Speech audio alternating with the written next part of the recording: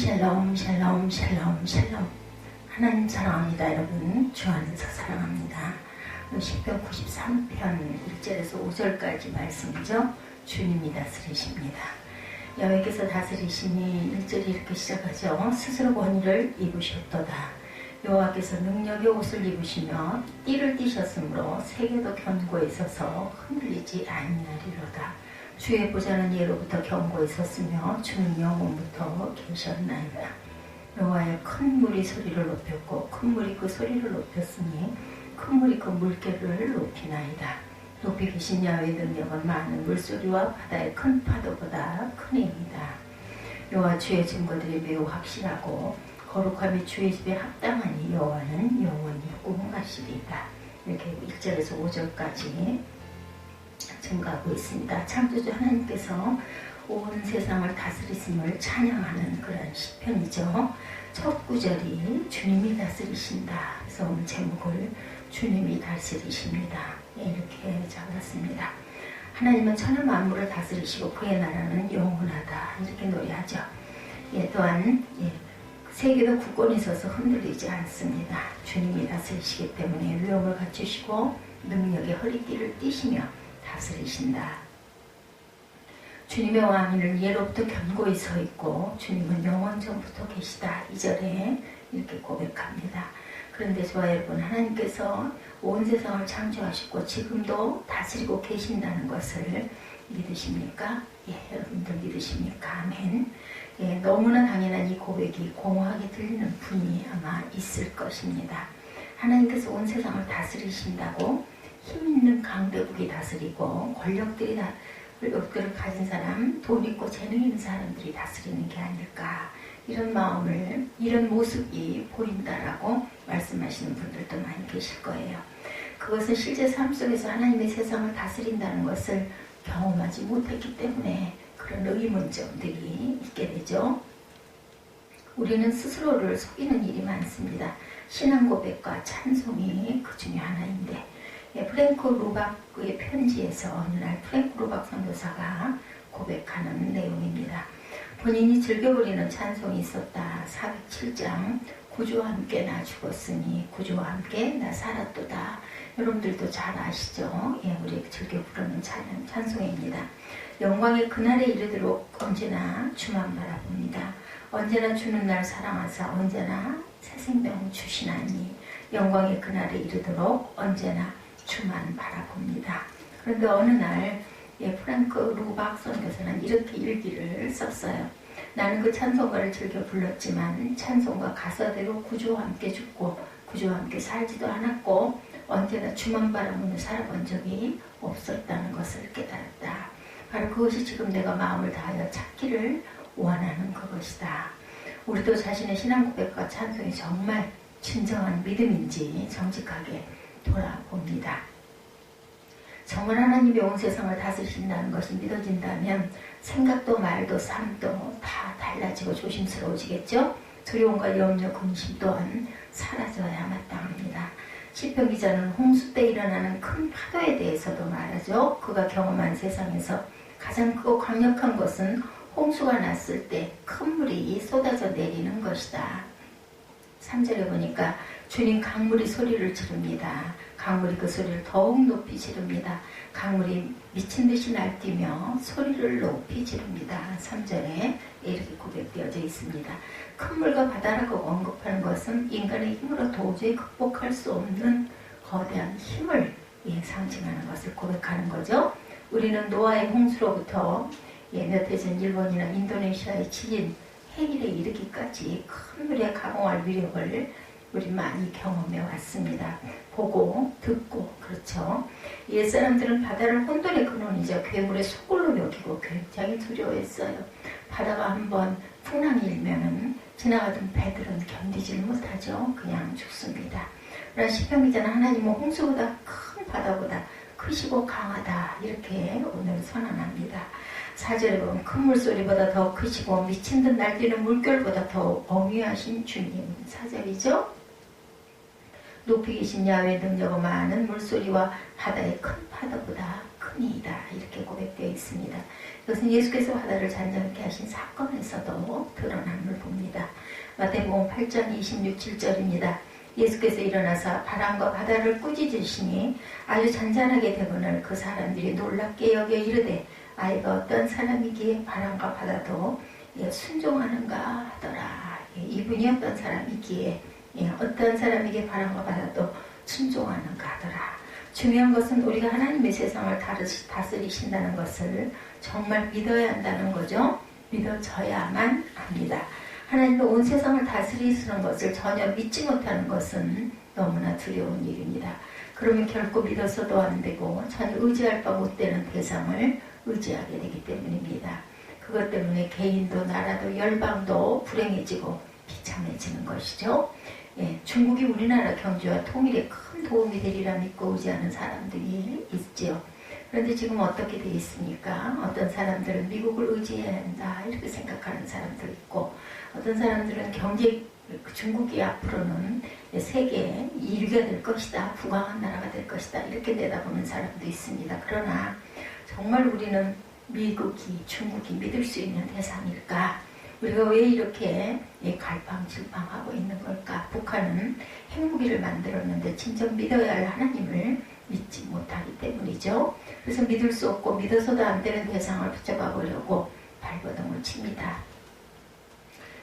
마치 출애굽 때 우상을 숭배를 하고 애굽에 끝까지 열심히 애굽에 붙어 있어야 우리가 살겠다 이렇게 했던 그 시대와 똑같습니다.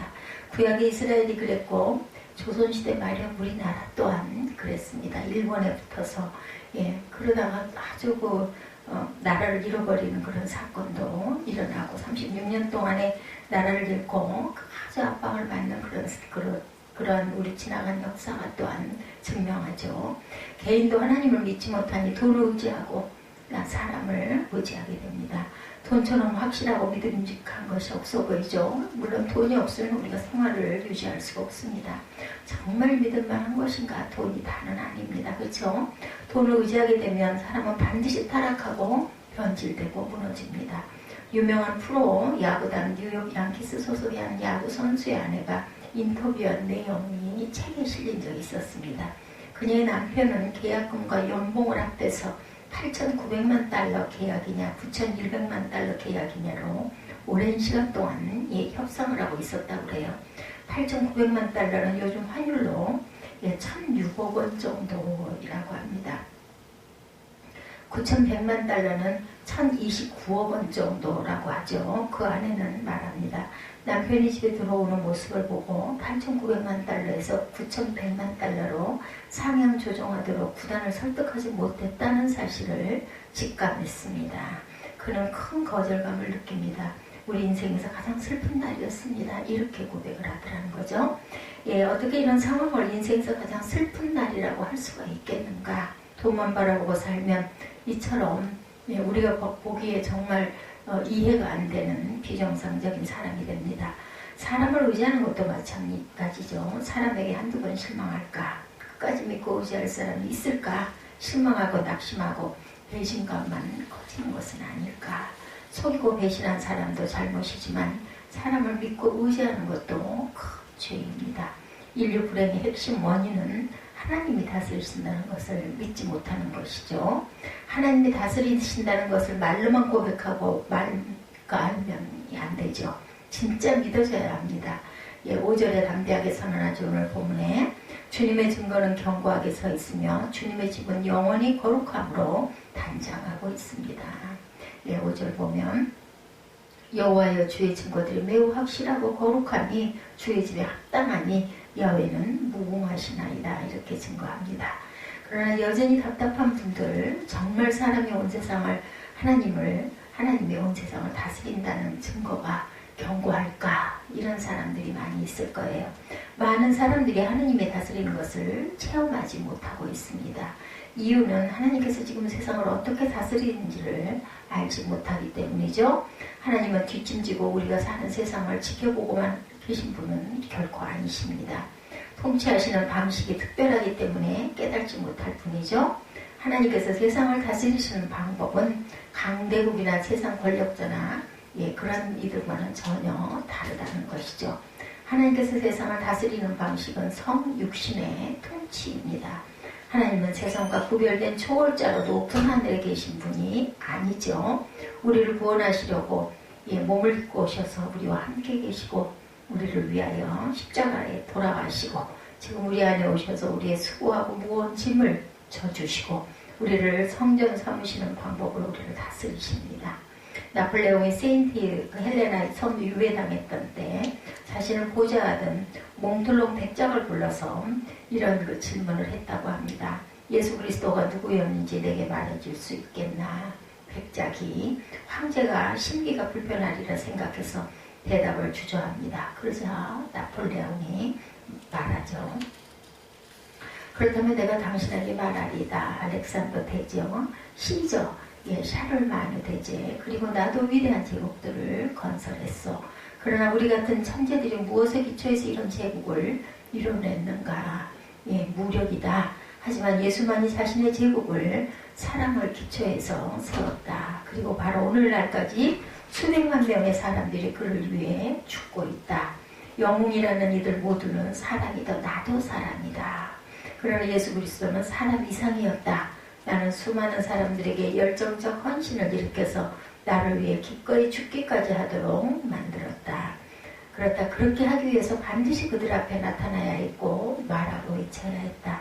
내가 사람들에게 말하면 그들의 심장에 헌신의 불꽃이 타오른다. 그러나 그리스도는 인간의 마음을 보이지 않는 높은 세계로 고양시킴으로 그 일을 이루어내실 수가 있었다. 1800년 시간과 공간의 장벽을 뛰어넘어 그분은 어떤 사람도 성취하기 어려운 요구를 하신다. 그것은 철학가가 친구들에게 부탁했고 아버지가 자녀들에게, 신부가 신랑에게, 사람이 자기 형제에게 요구했지만 이루지 못하는 것들이다. 곧 마음을 달라는 것이었다.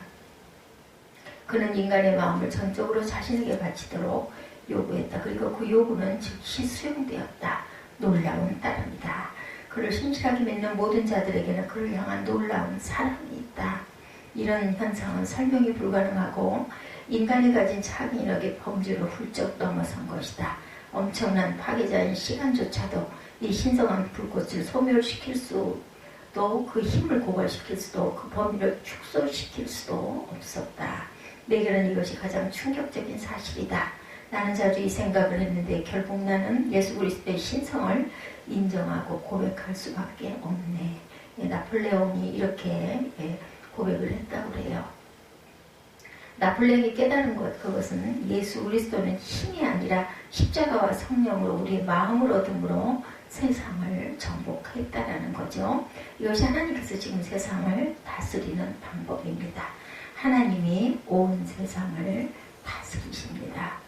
주님은 지옥에 갈 수밖에 없는 우리를 하나가 되게 하시고 우리를 나를 대신해서 죽으시고 지금 내 안에 와 계십니다. 그리고 나를 당신의 종으로 삼으시죠. 저와 여러분도 하나님이 다스린다는 증인들입니다.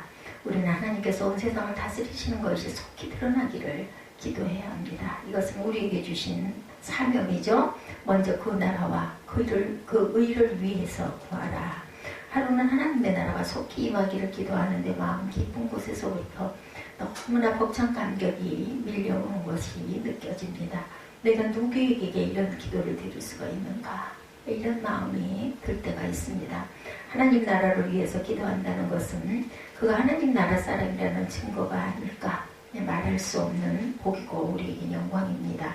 그러나 우리는 기도할 뿐 아니라 하나님의 온 세상을 다스리신다고 강하게 외칠 줄 알아야 됩니다. 핵무기나 군사력의 세상을 다스리는 것이 아니고 정권을 차지한 자나 돈이 많은 자가, 재능이 많은 자가 세상을 다스리는 것도 아니죠. 창조주 하나님이 계시고 하나님께서 온 세상을 다스리십니다. 문제는 이것을 어떻게 세상 사람들이 알게 할 수 있는가, 이것이죠. 길이 있고 하나님을 믿는 우리가 하나님의 다스리심을 받으며 사는 것, 하나님의 통치 방법대로 사는 것이죠. 그러면 세상 사람들이 우리를 보고 하나님이 계시고 하나님의 세상을 정말 다스리시는구나, 이렇게 깨닫게 됩니다. 우리가 가정이나 일터에서 하나님의 다스리심을 받아 사는 것보다 귀하고 복된 일은 없죠. 라비 제커라이어스의 오직 예수에 보면 콜롬비아 성경대학원의 총장을 지냈던 로버트슨 맥칼킨 박사의 아내사랑 이야기가 나옵니다. 그의 아내 뮤리엘은 20년 동안 알츠하이머병을 알아왔어요. 치매이죠. 아내의 병이 깊어지면서 맥칼킨 박사는 총장직뿐 아니라 많은 직책을 다 내려놓고 그녀를 돌봅니다. 그가 쓴 책에서 아내와 있었던 일 하나를 소개해봅니다. 한 번은 애틀란타에서 비행기가 연착되어 3시간을 기다렸다. 이제 힘겨운 시간이 시작된다. 몇 분마다 아내는 똑같은 질문을 던지고 나는 똑같은 대답을 할 것이다. 아내는 우리가 여기서 무엇을 하고 있는 것인지 그리고 언제 집으로 가게 될지 물을 것이고 나는 몇 번이고 같은 대답을 할 것이다. 그리고 몇 분마다 터미널 복도를 열심히 빠른 걸음으로 뛰어다닐 것이다. 왜냐하면 아내를 잃어버리지 않기 위해서다. 아내는 빠른 걸음으로 걷기 때문이다. 그녀를 따라가려면 거의 뛰다시피 해야 한다. 한 매력적인 여성이 우리 건너편에 앉아 컴퓨터로 열심히 작업을 하고 있었다. 아내와 한바탕 터미널 복도를 뛰고 왔는데 그녀가 컴퓨터에서 눈도 떼지 않은지 무슨 말을 했다. 나이가 무슨 말을 한 것 같지만 알아들을 수가 없었다. 우리가 계속 움직였던 것 때문에 항의를 하는 것인지 모르겠다는 생각이 들어서 사과하려고 물었다. 예, 무슨 말씀을 하셨습니까? Excuse me? 그러자 그녀가 대답합니다. 그저 혼잣말을 했어요. 저렇게 나를 사랑해줄 남자를 만날 수 있을까라고. 예, 치매에 걸린 아내를 부러워하는 여자가 있었다라는 거죠. 로버트슨 맥킬칸 박사는 이런 말로 자신의 책을 마무리합니다. 아내는 자신의 고요한 세계에서 참 만족스럽고 사랑스러운 사람이다. 그래서 나는 종종 이렇게 기도한다. 주님, 그녀를 조금 더 제 곁에 머물게 해주시면 안 될까요? 예수께서 그녀를 부르신다면 나는 그녀의 고요하고 아름다운 자체를 얼마나 그리워하게 될까? 물론 내 마음이 어려워질 때도 있지만 저주는 아니다. 그건 말이 안 된다. 게다가 나는 그녀를 돌보는 것을 좋아한다.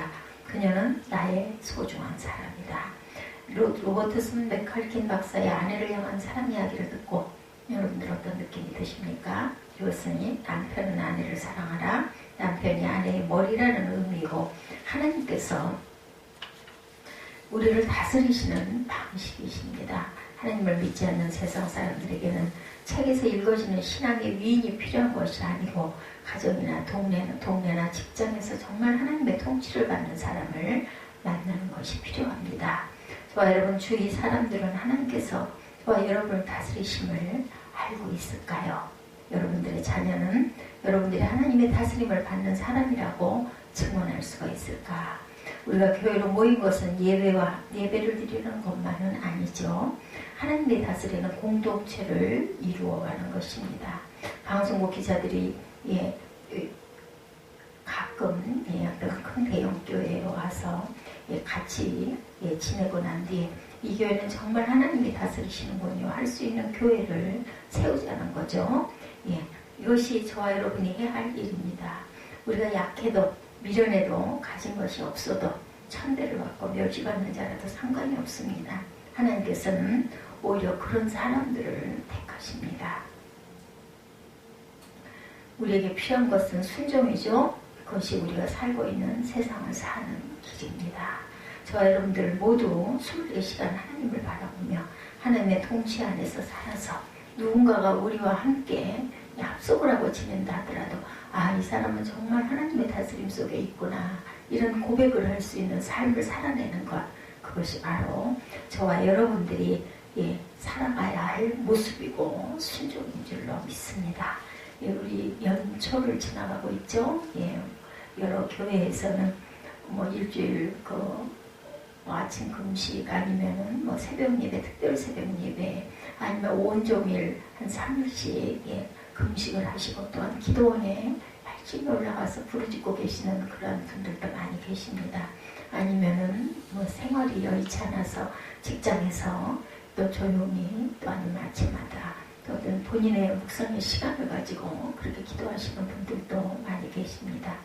항상 누군가가 우리를 바라볼 때 저 사람들은 정말 세상에 이 바쁘게 살아가는 상황 속에서도 저렇게 열심히 하나님께 기도하며 하나님께 구하고 있구나 이런 모습이 될 수 있는 그러한 삶이 되시기를 우리의 삶이 예배가 되시는 그러한 하나님 보시기에 아름다운 그러한 자녀들이 되시기를 주님의 이름으로 축복합니다. 기도하시겠습니다.